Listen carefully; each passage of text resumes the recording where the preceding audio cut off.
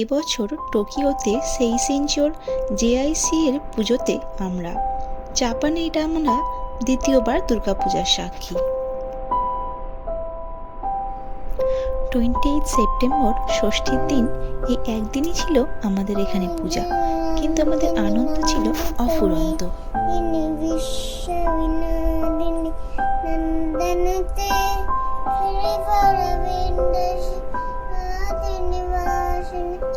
সেই মতো ঐশীও সকাল সকাল রেডি হয়ে মায়ের জন্য অপেক্ষা, আর নিজের ঘরে বসে নিজের মতো পূজা করা শুরু করে দিয়েছে।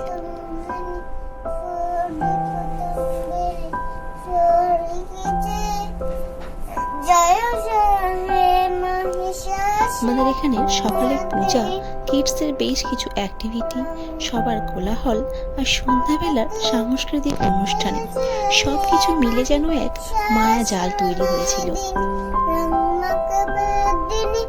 আমরাও সকাল সকাল পূজার কাছে গিয়ে মাকে দর্শন, তারপর অঞ্জলি, তারপর প্রসাদ গ্রহণ, তারপর কিডসদের কিছু অ্যাক্টিভিটিতে অংশ নিই। পরে আসি সন্ধ্যার সাংস্কৃতিক অনুষ্ঠানে। সন্ধ্যার অনুষ্ঠানেও ছিল শঙ্খ বাজানো, র্যাম্প শো, নাচ, গান, ধনুচি নাচ, আরো অনেক কিছু। স্টেজের উপরে র্যাম্প শো, ধনুচি নাচ দেখে ঐশীরও তাল এসে গেছে নাচ করার। মাঝে সে কাঁদতেও শুরু করে দিয়েছিল, তাই তাকে নিয়ে বাধ্য হয়ে স্টেজের উপরে যাওয়া ও একটা গান চালিয়ে বাচ্চাদের জন্য কিছুটা সময় দেওয়া নাচ করার।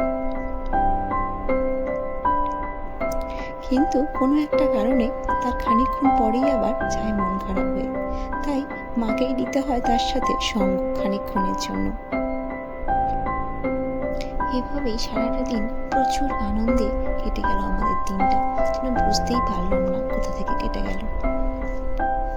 আর এখানে বিসর্জন হয় না বলে ওই দিনই মাকে বরণ করিয়ে সিঁদুরদান করা হয়েছে। আর পরের দিনগুলোতে আমাদের পূজার আবেগ ছিল প্রতিদিনই নতুন নতুন ড্রেস পরা আর ঘরে বানানো বৃষ্টি দিয়ে বন্ধুদেরকে মিষ্টি মুখ করা। এবছর আমাদের এখানে পূজা শেষ হলেও তার স্মৃতিটা রয়েই গেল। মা যেন এভাবেই আমাদের সবাইকে ভালোবাসায় আর আনন্দে ভরিয়ে রাখে।